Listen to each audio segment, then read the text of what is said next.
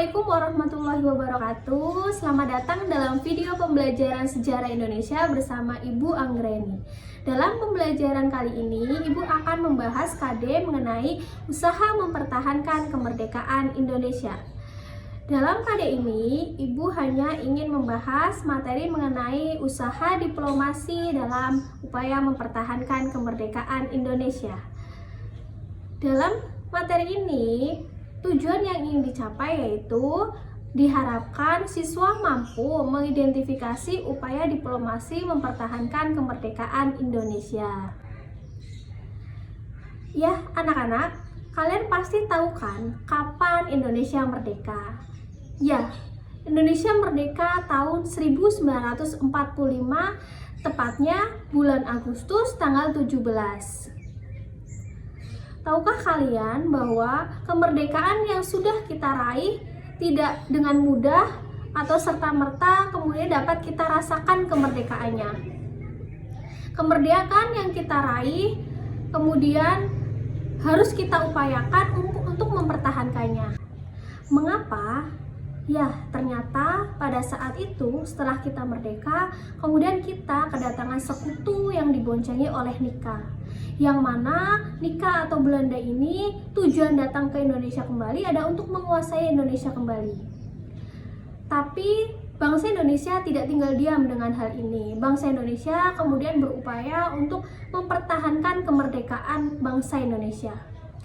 Bagaimana caranya? Ya, ada dua cara dalam upaya mempertahankan kemerdekaan Indonesia.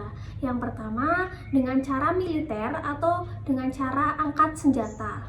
Kemudian yang kedua dengan cara diplomasi atau dengan perundingan. Nah, perjuangan diplomasi dalam mempertahankan kemerdekaan Indonesia inilah yang akan kita bahas pada video kali ini. Yuk simak video berikut ini. Nah, anak-anak, ternyata upaya diplomasi atau dengan jalur perundingan ini bangsa Indonesia lakukan dengan beberapa kali. Melalui perjuangan diplomasi ini, bangsa Indonesia ingin menunjukkan kepada dunia internasional bahwa bangsa Indonesia, kemerdekaan yang sudah diperoleh itu memang layak untuk dipertahankan dan dibela. Selain itu, bangsa Indonesia juga ingin menunjukkan itikat baiknya dalam menyelesaikan permasalahan dengan Belanda. Berikut adalah beberapa upaya yang dilakukan bangsa Indonesia dalam upaya mempertahankan kemerdekaan Indonesia. Yang pertama ada perundingan Linggajati. Dalam perundingan Linggajati ini dilaksanakan pada tanggal 15 November 1946. Kenapa dinamakan perundingan Linggajati? Ya, karena dilaksanakan di Linggajati, Cirebon, Jawa Barat. Tokoh yang terlibat dalam perundingan ini yang pertama ada Sultan Syahrir, dia adalah wakil dari Indonesia. Yang kedua ada Profesor Wim Schermerhorn, dia adalah wakil dari Belanda. Yang ketiga ada Lord Willem, dia adalah mediator dalam perundingan ini, dia seorang diplomat dari Inggris. Hasil dalam perundingan Linggajati yang pertama, Belanda mengakui secara de facto pemerintahan Indonesia atas Jawa, Sumatera, dan Madura.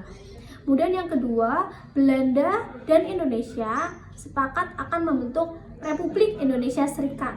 Yang ketiga, RIS dan Belanda akan membentuk Uni Indonesia Belanda dengan Ratu Belanda sebagai ketuanya. Kemudian adapun dampak dalam perundingan ini, yang pertama, wilayah Indonesia semakin sempit. Yang kedua, jatuhnya kabinet Sultan Syahrir karena dianggap merugikan bangsa Indonesia. Meskipun perundingan Linggajati telah disepakati oleh dua belah pihak, hubungan Indonesia dengan Belanda tidak berkembang baik atau berjalan lebih baik. Belanda melanggar perundingan dengan melakukan penyerangan ke daerah-daerah wilayah Republik Indonesia. Penyerangan ini kemudian disebut dengan agresi militer Belanda I. Pertama, Belanda melakukan pelanggaran perundingan Linggajati dengan melakukan agresi militer Belanda I yang dilakukan pada tanggal 20 Juli tahun 1947. Tujuan dari Agresi militer Belanda yang pertama ini adalah ingin menguasai sumber daya alam yang ada di Jawa dan Sumatera. Kemudian bangsa Indonesia dengan adanya agresi militer Belanda ini tidak tinggal diam. Kemudian bangsa Indonesia melaporkan agresi militer Belanda ini kepada PBB. Adapun respon PBB yaitu kemudian Dewan Keamanan PBB mengeluarkan resolusi nomor 27 tahun 1947 tanggal 1 Agustus mengenai penghentian konflik bersenjata antara Indonesia dengan Belanda dengan membentuk yang namanya KTN, Komisi Tiga Negara. KTN ini dibentuk sebagai respon PBB atas agresi militer Belanda I yang bertujuan untuk sebagai penengah antara Indonesia dengan Belanda. Kemudian Komisi Tiga Negara ini beranggotakan yang pertama ada Richard Kirby, dia dari Australia mewakili Indonesia. Yang kemudian yang kedua ada Paul van Zeeland, dia dari Belgia mewakili Belanda. Yang ketiga ada Frank Graham, dia dari Amerika sebagai pihak yang netral dalam anggota KTN ini. Dari KTN ini kemudian melahirkan yang namanya Perundingan Renville. Perundingan Renville ini dilakukan pada tanggal 17 Januari tahun 1948.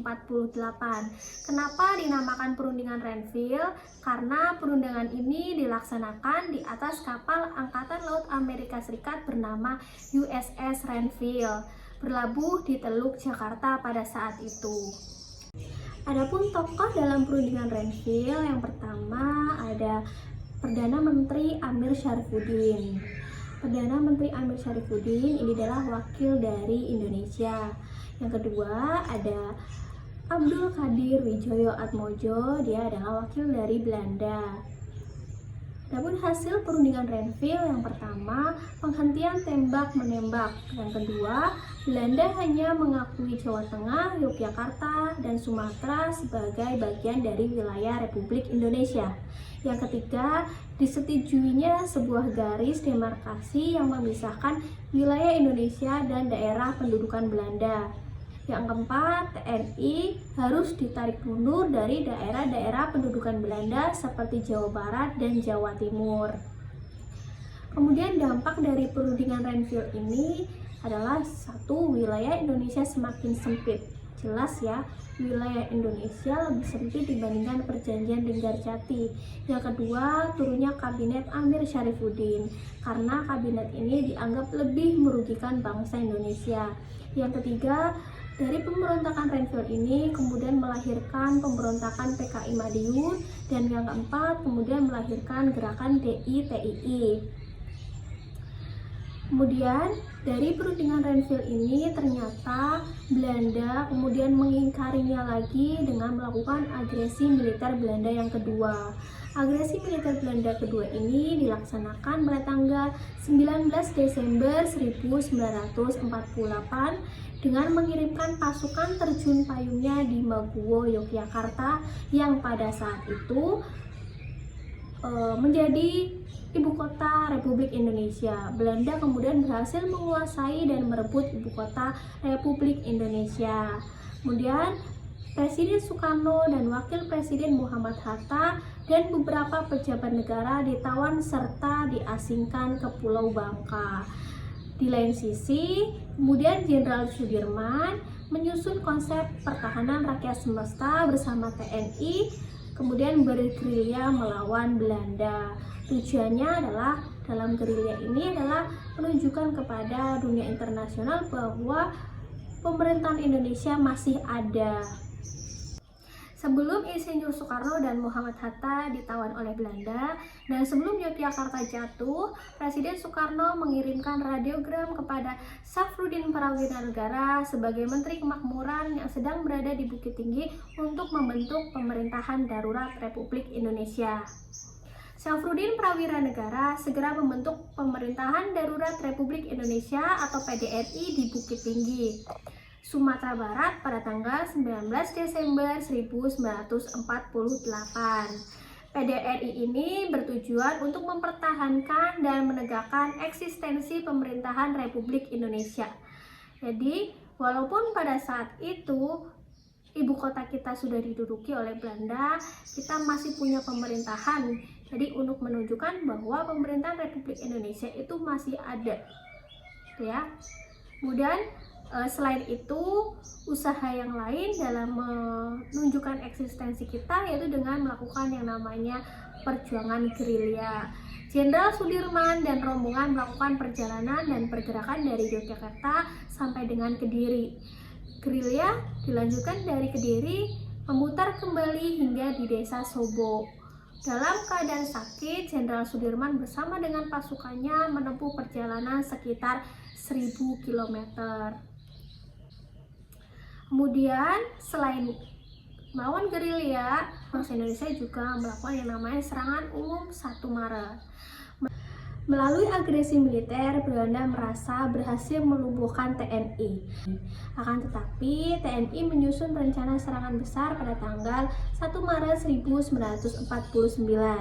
Serangan disusun dengan rapi, terorganisir, dan terukur. Serangan umum 1 Maret tahun 1949 kemudian berhasil merebut Yogyakarta kembali selama 6 jam. Dari penyerangan ini kemudian bisa menunjukkan kepada dunia internasional bahwa Indonesia masih ada. Kemudian dari situ akhirnya UNCI kemudian mendorong Indonesia dan Belanda untuk kembali berunding. Sampai akhirnya terjadilah perundingan Rumroyen yang terjadi pada tanggal 14 April 1949, diadakan di Hotel Des Indes, Jakarta. Adapun tokoh dalam perundingan Rumroyen yang pertama ada Muhammad Rum dari Indonesia, dan yang kedua ada Dr. J.H. Van Royen. Nah, kenapa perundingan ini disebut dengan perundingan Rumroyen? Karena diambil dari 2 tokoh ini, ada Muhammad Rum dan Dr. J.H. Royen. Hasil dari perundingan Rumroyen yang pertama, pemerintah Indonesia menginstruksikan kepada pejuang dan TKR untuk menghentikan perang gerilya.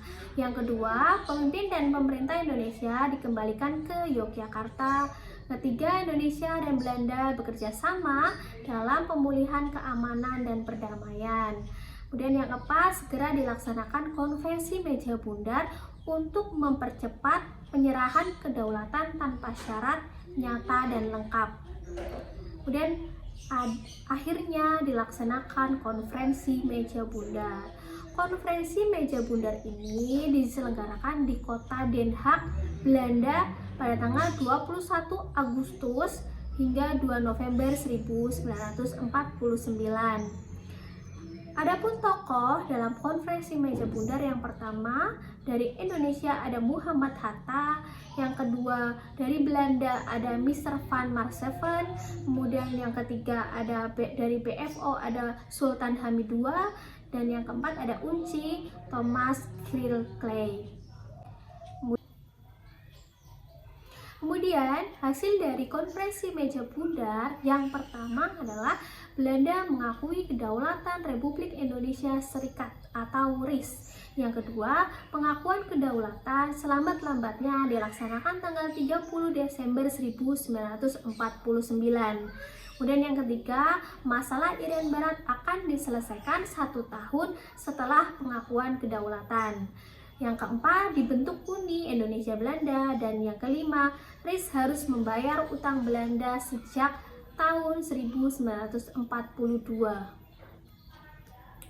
Adapun dampak dari konferensi meja bundar yang pertama adalah Belanda mengakui kedaulatan Republik Indonesia Serikat. Yang kedua, negara Indonesia berubah bentuk menjadi negara serikat. Jadi kita diakui kedaulatannya, tapi bentuk negara kita diubah dari republik menjadi serikat. Yang kemudian yang ketiga ada Irian Barat belum dapat diserahkan kepada Indonesia. Itu adalah dampak dari konferensi meja bundar. Kemudian penyerahan dan pengakuan kedaulatan. Tanggal 27 Desember 1949 diadakan upacara penyerahan dan pengakuan kedaulatan.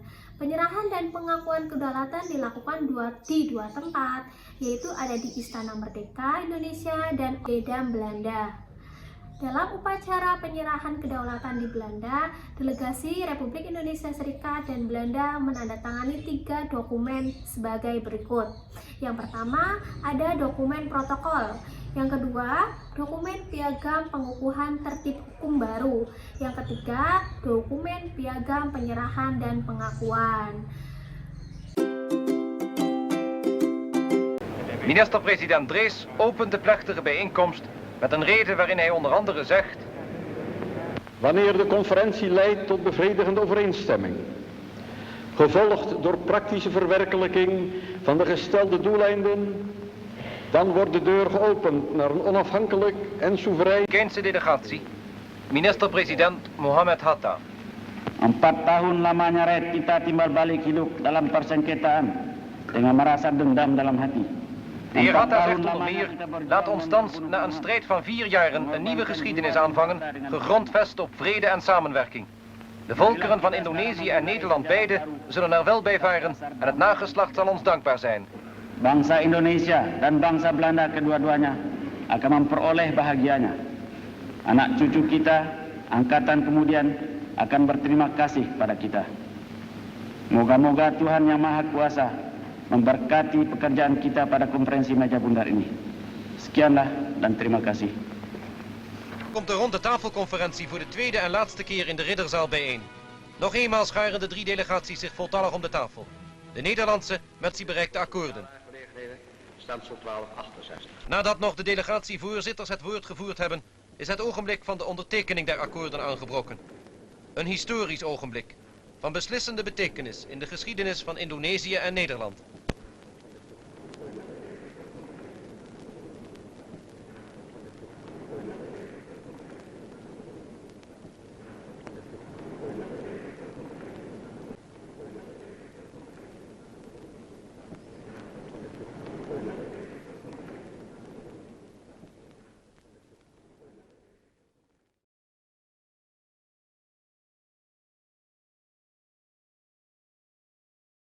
Ingebracht.